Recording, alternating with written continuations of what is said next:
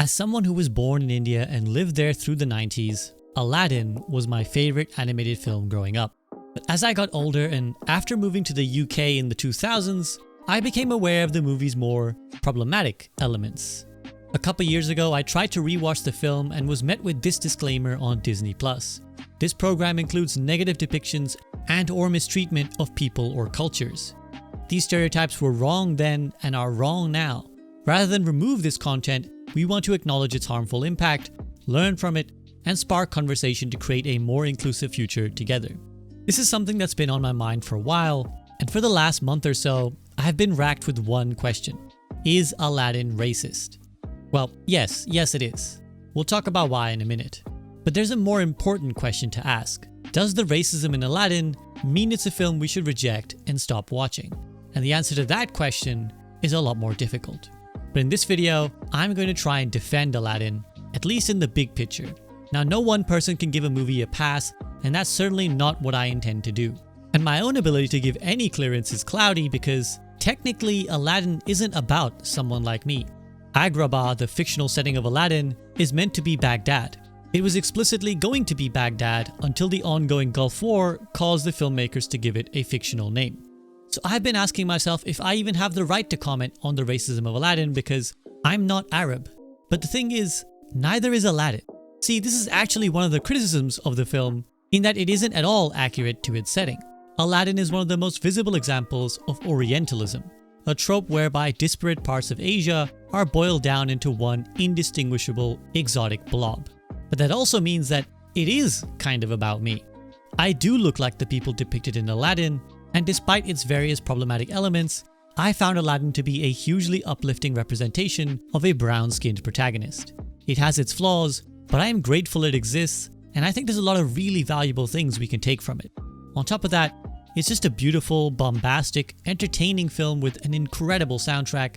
But before I talk more about what I do enjoy about Aladdin, I need to talk about what's not okay with the film.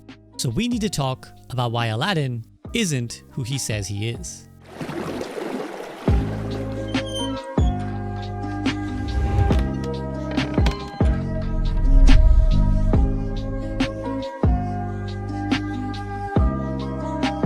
I know some people watching this video might be unaware or even in disbelief at the idea that Aladdin is racist, so we should probably start by explaining how and why it is.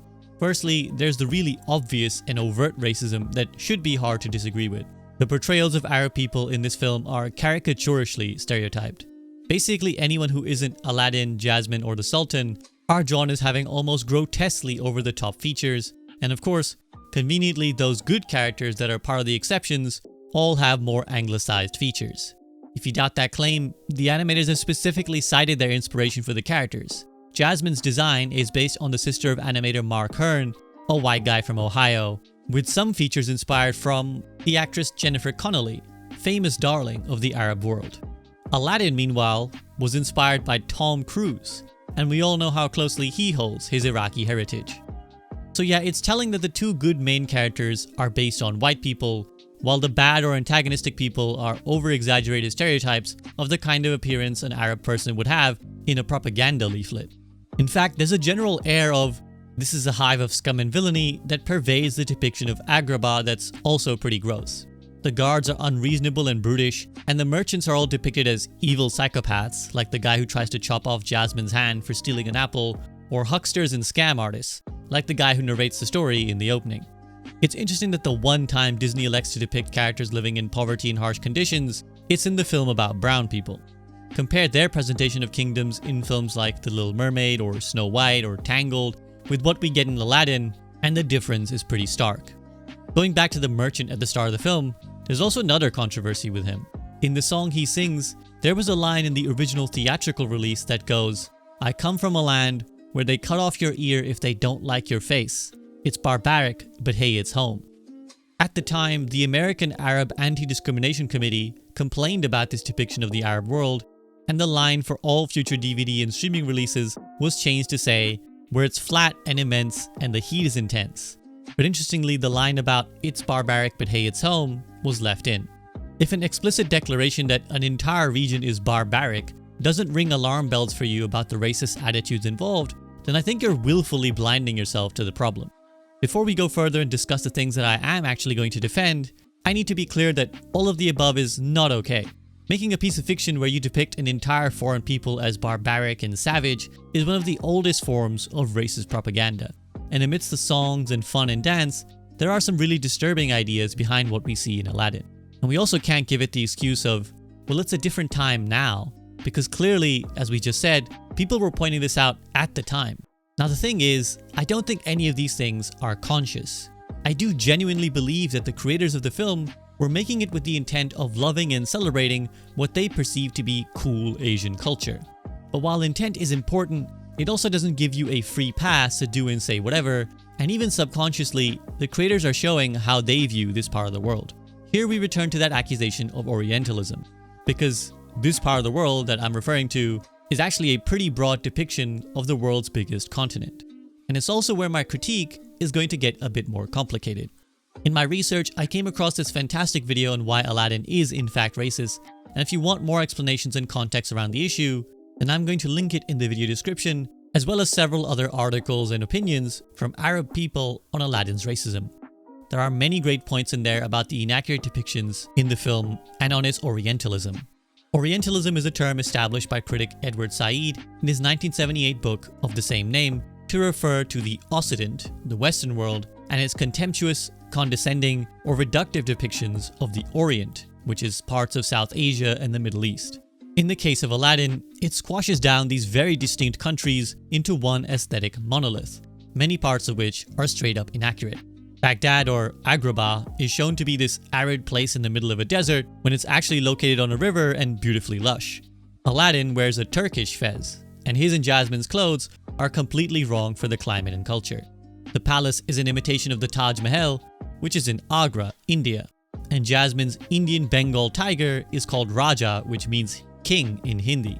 It's these elements which had me, and plenty of others at the time, believing that the film was indeed set in India, whose then Muslim rulers were the one who built the Taj Mahal.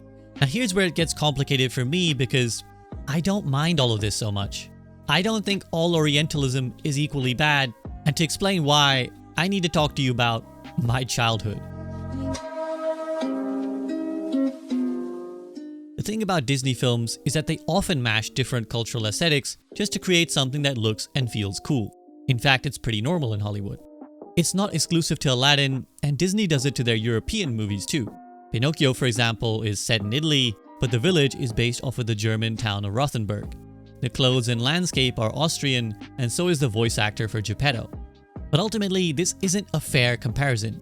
Firstly, these places are a lot closer together, 600 miles and nearly bordering each other, versus the 2,000-mile difference between Baghdad and Agra. For reference, that's about the same distance as Italy and Egypt. And so the culture mashing is rather absurd in Aladdin, geographically speaking. But more importantly, depictions of white Europeans are plentiful, while depictions of brown Asians in Hollywood are very rare. Disney movies are largely made by ethnically white Europeans and consumed by that same audience. And so there's no danger of depicting a version of white people that audiences will get the wrong impression from. American audiences might not be able to tell the difference between Central Italy and Southern Austria, but they can tell the difference between the British Big Ben and the French Eiffel Tower, and all the cultural and linguistic differences between the two cultures. And they know white people aren't one type of way because they're surrounded by a diverse set of other white people. But mashing together foreign cultures, which are rarely given screen time or educational bandwidth in schools, means that people can in fact come away with some misguided and sometimes harmful ideas of what Asia is like. I know firsthand how something like that can impact you. I did all my studies from age 11 upwards in the UK, and my secondary school was in a predominantly white area. In my year of nearly 100 students, I was one of only 2 non-white kids. It was just me and one Chinese kid. What that meant was that I was everything foreign to my classmates and even my teachers. If there was a thing that dealt with black or brown people, I was somehow implicated in it. If there was a speech from the American Civil Rights Movement, well, I should probably be the one to read it since it's just best that way. I was told I looked like Snoop Dogg, Martin Luther King, and Mahatma Gandhi, all without any sense of dissonance, which tells you that my classmates were not seeing my individual appearance, they were just seeing a big nose and a dark complexion. Of course, later when a few brown guys emerged into Hollywood, I got told I looked like Riz Ahmed and Dev Patel, because they were literally the only markers my friends had for what a non-white person looked like. I don't blame them, they didn't know any better. But that is the danger of not representing minorities at all or inaccurately. To my friends, anything I did was indicative of all black and brown people. Me and the Chinese kid were both polite and great students, so people assume that Asians are good at studying. But imagine if we were both bad students. What conclusions might my teachers and classmates and their parents have drawn then? When your sample size is small, you're likely to draw some inaccurate conclusions, which is why you need a diversity of representation to understand that Asian people can be clever and funny and cruel as well as heroic, just like anyone else. Now, with all that being said, it might sound strange then if I tell you that I don't mind so much what Aladdin does, because ultimately Aladdin tries to be a loving homage, even if the subconscious racism can't help but creep in at times. The brown people in Aladdin are heroes as much as they are also the villains. There may be some really off-putting depictions in there, but most films like this would feature a white protagonist who comes in and gawks at the backwards culture of the East, then eventually saves its helpless people. But in Aladdin, the native Aladdin is the hero. He is pure of heart, and he and Jasmine are the kind of people that everyone watching can aspire to be like. And that was amazing to me as a child. It's a demonstration that people with a darker skin color can still be all those wonderful things, not just villains, not just side characters, and not helpless victims. It's precisely because representations of Asian people are so rare, even today, that I applaud Aladdin for doing it, and I'd want more Hollywood studios to do the same. I don't want them to be afraid of depicting what they think are cool aspects of Asian culture in a fantastical setting because they're worried it'd be considered inaccurate. I think sometimes this discussion of accuracy gets bogged down in the details rather than the big picture. Speaking personally, and I can only emphasize that all of this is entirely my personal opinion, I don't care if a depiction of Indian culture is slightly inaccurate as long as it is not wildly offensive. If someone wanted to set a movie in India but they're eating Iranian food, would that bother me? A little bit, purely because it's so lazy and easy to get right. But if the film is celebrating my native culture and people who look like me, then why would I be mad? If what the creators were primarily saying was, look at how beautiful and vibrant and colorful India is, I'd be happy because, yeah, I do feel like India is all of those things. And Aladdin is wonderfully vibrant. It depicts Asia as a fun and exciting place, full of song and dance and laughter. Now don't get me wrong, this is not a pass to Aladdin or any film to just do and say whatever it wants. My expectation is that creators should still do their research and make sure they're not pulling things out of their ass. In the same way that if someone was writing a medical drama, I'd expect them to actually know how a hospital works, not have a doctor come in and be like, "Nurse, prepare a 1-liter injection of morphine. This patient has a headache."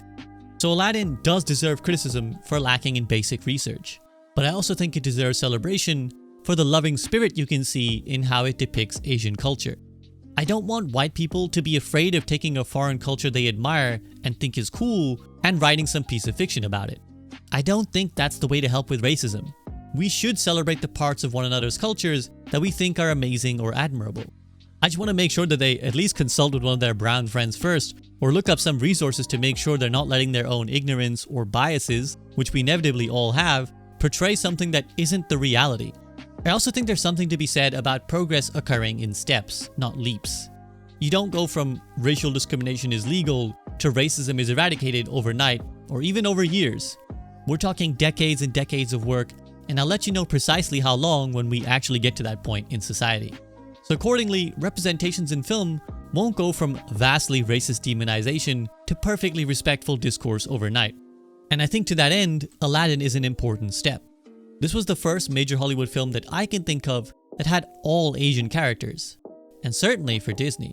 And even if it's not literally the first, it's one of the most recognizable and memorable, and like I mentioned earlier, it was the only one that I saw in my early life. Even now, when I think about what Halloween costume I could wear that would fit my skin color and still be recognizable to normal people, it sort of starts and ends with Aladdin. There's no brown-skinned Marvel superhero, no Jedi, no cult film protagonist that fits the bill of being iconic in the same way. So I'm grateful for the existence of Aladdin. The bigger shame is that we didn't really go anywhere from it. Those depictions are still so rare, and I don't think it's because Hollywood is afraid of being politically incorrect. It's because it believes that people won't watch that film. We live in a time where even the decision to cast a non-white person in a major leading role of a well-known franchise is often met with controversy and accusations of forced diversity. So I long for the days that we could have a massively popular film feature all Asian characters. There have been a few, but there's still exceptions to the rule. And the thing about Aladdin is that it also exhibits another fascinating facet of the accidental racism that spawned it. We get a film with actually interesting critiques. The thing about criticism is that it's always easier to give it than receive it. This is true on an individual level as well as a national level. It's always easy to look at another country and say, look at how badly they treat their citizens, while turning a blind eye to the similar way people are treated in your own country. I think Aladdin provides a great example of this in its social commentary. A large number of Disney's most iconic films feature kingdoms and royalty. Whether that's The Little Mermaid, Beauty and the Beast, Cinderella, the list goes on. And yet, none of these include a class commentary that highlights the disparity in how the royals live and how the rest of everyone else lives. If anything, they almost always depict a beautiful, harmonious, happy kingdom where a benevolent monarch is presiding over a loving populace. If there's trouble, it's usually the doing of one rogue individual. A jealous stepmother, a jealous sea witch, a jealous romantic rival. Wait, I'm sensing a theme here. But while Aladdin does feature Jafar, a nefarious and scheming villain, he isn't the actual problem. Aladdin's issue, well before Jafar ever gets involved, is his abject poverty. And once he falls in love with Jasmine, the fact that his social status prevents him from being married to a princess. It isn't a happy kingdom thrown off by one bad actor, it's a deeply flawed and fundamentally unjust place. The vast majority of the ordinary people in Agrabah are struggling through life, emphasized by the scene with the two starving children who Aladdin ends up giving his food to, having just stolen the bread so that he himself doesn't die hungry. Meanwhile, the palace is absurdly huge, lavish, and frankly, needless. There's fountains and doves and endless guards on staff. Now, I spoke earlier about the fact that it's pretty obviously ingrained racism that leads Disney to set their only film discussing this idea in brown people land. But I also think this is a picture they could never paint if the kingdom was instead America, for example. Disney's motto is usually to provide the most inoffensive, cookie-cutter, happily ever after story that upsets no one and makes prickly parents feel comfortable about what they're showing their kids. And if Aladdin was living in New York, struggling with poverty while a corrupt government drowns itself in riches, I'm not sure it would tick those boxes. Disney's European kingdoms would be equally as bleak, historically speaking, as anything portrayed in Aladdin. They were full of poverty and royalty that grossly abused its subjects. If anything, if we're talking about the kind of time period that Aladdin is ambiguously set in, pre-guns, pre-Renaissance, then the Arab world was at the height of the Islamic Golden Age, and it's far more likely to have looked prosperous and thriving than anything in brutal medieval Europe. At that point in history, it was the Islamic world that was influencing Europe with its progressive ideas and technology, not the other way around. To a lot of people, images of starving black and brown people check out as normal. Corrupt governments or unequal systems are obvious in their injustice when they're in some faraway country. But if that's white people that's happening to, it doesn't feel so easy to digest.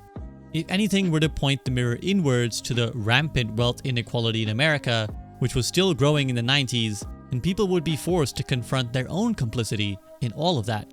And that just doesn't make for good DVD sales, am I right? Now, this ultimately isn't a point for or against Aladdin. It's not malicious racism that made the creators do any of this. This is more what I'd call ambient racism, a subtly held belief that manifests in differences in how people with different color skin are treated. But ultimately, I want Disney to make more critiques like this. It shows you the value of telling diverse stories. In the end, Aladdin resolves into a happy ending, not because Jafar is dealt with, but because the laws of the nation change. Think about how powerful a message that is for a second. I mean, it's done in a really flippant and frankly stupid way. The Sultan just makes it happen when he could have done that all along, clearly. But it's an ending that liberates not just the class divide, but also women. Namely Jasmine, who was being forced into a marriage that she didn't want, but is now given the right to choose whoever she wants. It's one of the most revolutionary and agreeable endings of a Disney film. A poor, disenfranchised man successfully changes the rules of his country through the strength of his good character. Of course, ultimately, the commentary remains more subtext than text. It's not like Aladdin, upon being declared Sultan in waiting, turns to Jasmine and says, "Honey, we really need to do something about the hungry and disenfranchised peoples of Agrabah." Like the rest of the Disney canon, once the royal family is happy, nothing else really matters. We don't need to concern ourselves with what happened to those 2 kids who were starving for some secondhand bread. But I still think there's so much value in this aspect of Aladdin. It's one of the few Disney princess films that actually comes from the perspective of a poor person, not just a royal or a daughter of the chieftain.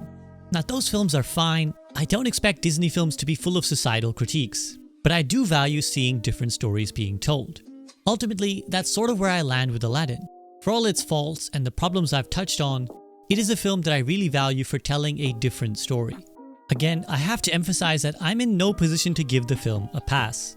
This video is not an attempt to minimize the feelings of the people who are rightfully pissed off about the obvious racism in Aladdin. Arab people especially have a right to be angry about the way their culture is depicted in the film.